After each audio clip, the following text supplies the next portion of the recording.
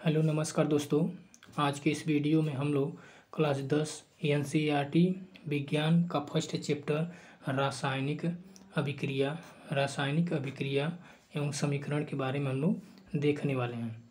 तो देखा जाए दोस्तों, यहीं से प्रश्न जो है हर बार पूछा जाता है।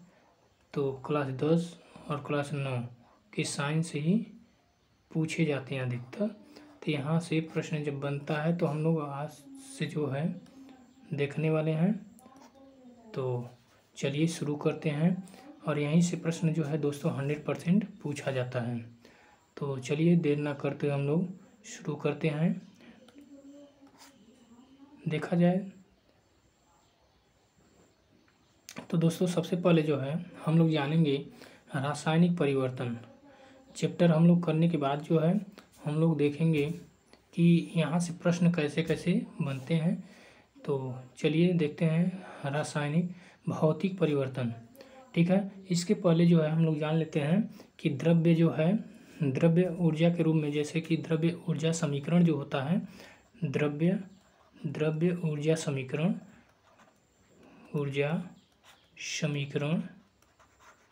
आइंस्टीन के द्वारा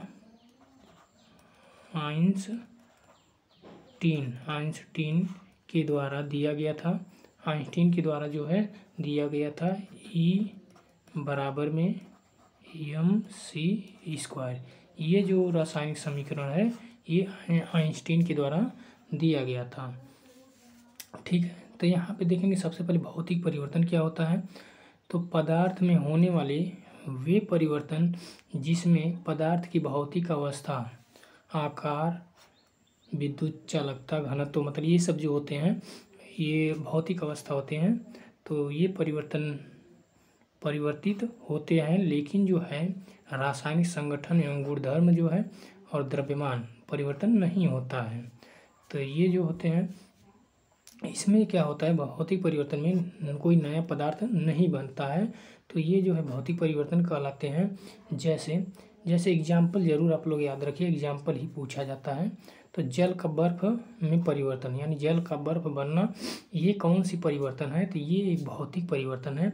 जल का वाष्प में परिवर्तन, ये भी क्या है, भौतिक परिवर्तन है। तो यानी पुनः हम लोग जानते हैं भौतिक परिवर्तन में क्या होता है, जो पदार्थ नए पदार्थ नहीं बनता है तो उसको जो है पुनः प्राप्त किया जा सकता है। पहले जैसे यहाँ पे जल का बर्फ बन जा रहा है, फिर बर्फ से हम लोग जल बना सकते हैं। जल से वाष्प बन जा रहा है, फिर वाष्प से हम लोग जल बना सकते हैं। जैसे गलन हो गया, वाष्पन हो गया, क्वथन हो गया, हिमीकरण हो गया, ऊर्ध्वपातन हो गया, संघनन हो गया। इस सब के बारे में जो ये सब आते हैं, ये सब भौतिक परिवर्तन के ही अंतर्गत आते हैं। बाकी गलन, वाष्पन, हिमीकरण ये सब हम लोग आगे जो है क्लास 9 जब हम बताएंगे, क्लास 9 में दिया गया है, ये सब हम लोग जो है देखेंगे एक डिटेल के रूप में। तो चलिए आगे देखा जाता है। आगे जो है हम लोग देख लेते हैं रासायनिक परिवर्तन, कि रासायनिक परिवर्तन किसे कहते हैं। तो रासायनिक परिवर्तन में क्या होता है, जब कोई रासायनिक परिवर्तन होता है तो हम कह सकते हैं कि एक रासायनिक अभिक्रिया हुई है। अतः पदार्थ में होने वाले वे परिवर्तन जिनमें पदार्थ के अणुओं का रासायनिक संगठन व द्रव्यमान परिवर्तित होकर एक से अधिक नए पदार्थ का निर्माण करते हैं, तो वे जो है परिवर्तन जो है रासायनिक परिवर्तन कहलाते हैं।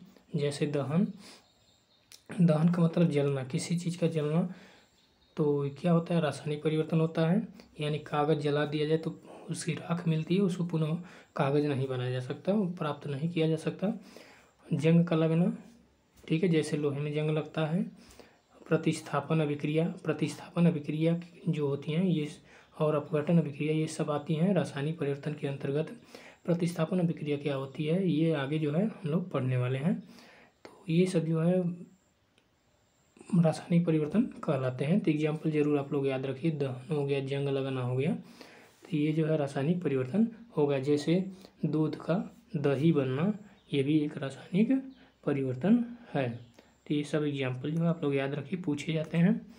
आगे जो है हम लोग देखने वाले हैं कि रासायनिक अभिक्रियाओं के प्रकार, कि रासायनिक अभिक्रिया जो है कितने प्रकार की होते हैं।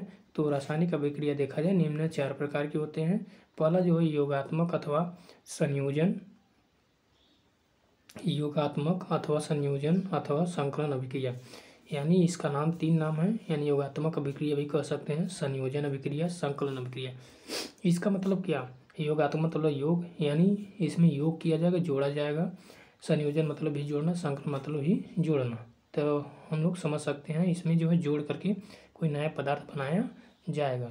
अगर देखा जाए 2 नंबर वियोजन अथवा अपघटन। वियोजन मतलब टूटना, अपघटन मतलब भी टूटना, यानी कोई पदार्थ होगा टूट करके जब दूसरा पदार्थ बनाएगा तो उसे कहेंगे हम लोग वियोजन अथवा अपघटन अभिक्रिया। 3 नंबर जो है प्रतिस्थापन अभिक्रिया अथवा विस्थापन अभिक्रिया। प्रतिस्थापन में क्या होगा, एक जगह से दूसरी जगह जो प्रतिस्थापित कोई पदार्थ होगा या आयन होगा तो हम लोग कहेंगे ये प्रतिस्थापन अभिक्रिया या विस्थापन अभिक्रिया है। द्विविस्थापन में जो है दो आयनों का जो है विनिमय हो सकता है।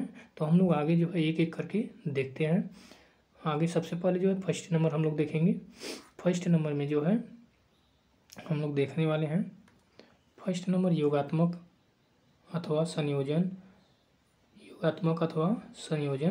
अभिक्रिया, संकलन भी कहते हैं, संकलन अभिक्रिया भी कहते हैं, अभी हमने फर्स्ट बताया।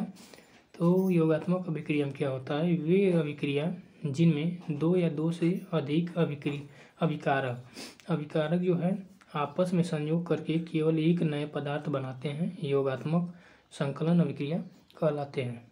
जैसे अभिकारक क्या होते हैं, वे पदार्थ जो रासायनिक अभिक्रिया में भाग लेते हैं उसे कहते हैं अभिकारक, और जो पदार्थ नए बनते हैं उसे कहते हैं हम लोग, उसे जो है क्या कहते हैं हम लोग, उत्पाद कहते हैं। क्या कहते हैं, उत्पाद। तो जैसे यहाँ पे हम ले लेते हैं एग्जाम्पल नंबर 1 H2 जो है ऑक्सीजन के साथ क्रिया करके क्या बनाता है, H2O। तो यहाँ से जो है H2O बनेगा, ठीक है, H2O बनेगा। तो ये जो है देखिए 2 पदार्थ मिलकर के कोई एक नया पदार्थ बनाया, तो ये एग्जाम्पल जो है योगात्मक अभिक्रिया होगा। जैसे दूसरा ले लेते हैं हम लोग C प्लस में O2 बनेगा CO2, यानी कार्बन डाइऑक्साइड बनेगा। तो यहाँ कार्बन और ऑक्सीजन मिल करके क्या बना रहा है, कार्बन डाइऑक्साइड। तो देखिए 2 पदार्थ मिल करके कोई दूसरा जो है एक पदार्थ का निर्माण कर रहे हैं।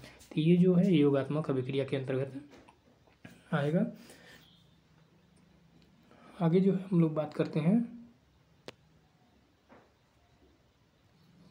आगे की। अगर और एग्जाम्पल की बात किया जाए तो हाइड्रोजन के साथ जो है क्लोरीन, ये सिंगल नहीं होता है, ये भी Cl2 मिल करके 2HCl का निर्माण करते हैं, यानी हाइड्रोक्लोरिक अम्ल का निर्माण करते हैं, हाइड्रोजन और क्लोरीन मिल करके। आगे की एग्जाम्पल किया जाए, आगे सल्फर प्लस में ऑक्सीजन तो मिल करके बनाते हैं SO2, सल्फर डाइऑक्साइड बनाते हैं। आगे और एग्जाम्पल देखा जाए, जैसे सोडियम प्लस ऑक्सीजन, तो ये मिल करके बनाएंगे सोडियम ऑक्साइड बनाएंगे, sodium oxide N2O sodium oxide जो है बनाएंगे यहाँ पे, ठीक है, सोडियम ऑक्साइड यहाँ पे बनाएंगे। तो ये सब एग्जाम्पल जो है योगात्मक अभिक्रिया या संयोजन या संकलन अभिक्रिया के अंतर्गत आते हैं। आगे नेक्स्ट अगर हम लोग बात करें दूसरा नंबर जो है हो जाएगा अपघटन अथवा वियोजन अभिक्रिया। तो अपघटन अथवा वियोजन अभिक्रिया में क्या होता है, वे रासायनिक अभिक्रिया जिनमें कोई एक यौगिक जो है अपने अवयवों में तत्वों में छोटे छोटे सरल यौगिक में टूट करके अपघटन अभिक्रिया कहलाते हैं। यानी टूट करके कोई एक पदार्थ होगा जो टूट करके 2 या 2 से अधिक पदार्थों का निर्माण करेगा, उसे कहते हैं अपघटन अथवा वियोजन अभिक्रिया। जैसे अपघटन अगर देखा जाए, अपघटन या वियोजन अभिक्रिया 3 प्रकार का होता है। जैसे ताप अपघटन, पहला जो है ताप अपघटन हो जाएगा, यहाँ पे फर्स्ट नंबर ताप अपघटन। ताप अपघटन अभिक्रिया। 2 नंबर जो है विद्युत अपघटन हो जाएगा, विद्युत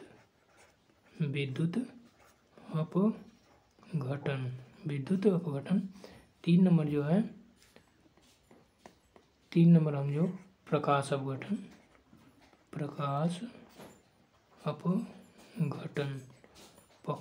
अपघटन हो जाएगा। अब एक एक एग्जाम्पल हम लोग देख लेंगे। जैसे यहाँ पे ताप अपघटन, यानी किसी पदार्थ को ताप दे करके हम लोग अपघटित करेंगे, तोड़ करके दूसरा पदार्थ बनाएंगे। जैसे जो है CaCO3 कैल्शियम कार्बोनेट को हम लोग क्या देंगे, ताप दे करके अपघटित करेंगे। तो CaO ये अणुबूझा चूना है, कैल्शियम ऑक्साइड, और क्या बनेगा, CO2 बनेगा, कार्बन डाइऑक्साइड बनेगा।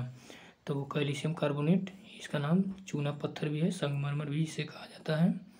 आगे की अगर बात करें तो हम लोग विद्युत अपघटन में जैसे जल H2O को हम लोग क्या करेंगे, विद्युत देंगे, ठीक ना, विद्युत प्रवाह करेंगे।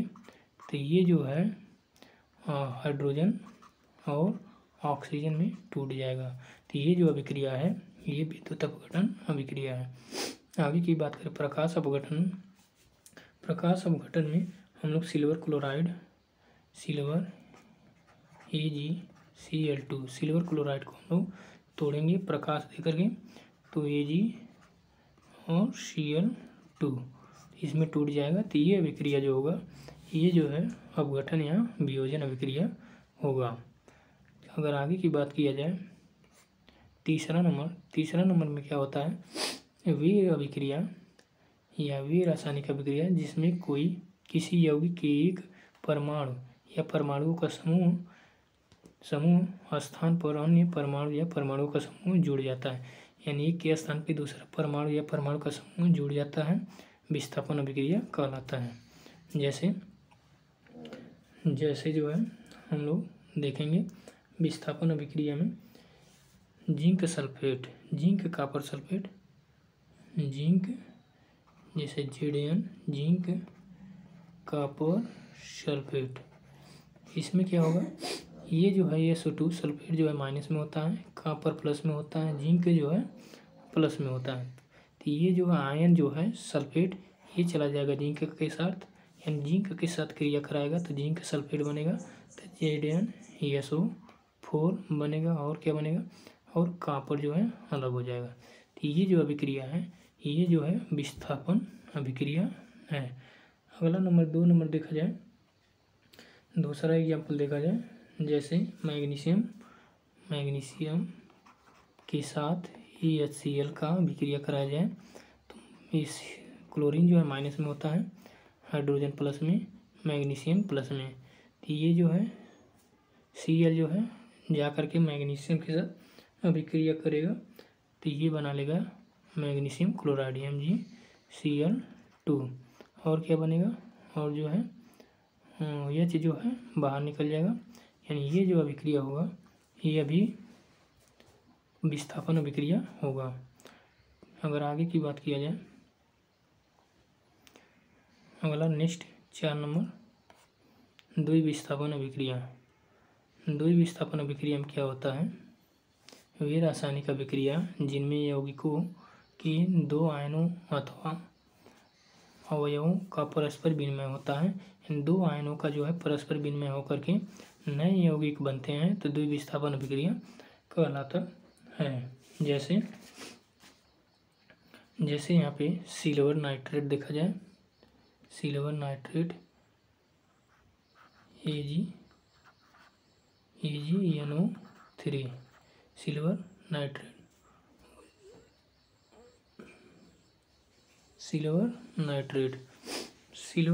जो है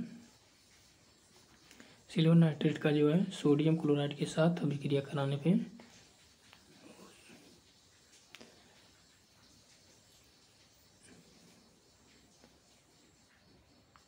यहाँ पे जो है प्लस कर लेते हैं, NaCl के साथ अभिक्रिया कराने पर क्या होगा, ये माइनस जो है क्लोरीन जाएगा सिल्वर के पास, और ये नाइट्रेट जो है माइनस में जाएगा सोडियम के पास। तो बनेगा AgCl यानी सिल्वर क्लोराइड और सोडियम नाइट्रेट बनेगा, यानी NO3। तो ये जो रासायनिक अभिक्रिया होगा ये द्विविस्थापन के अंतर्गत आएगा। ठीक है।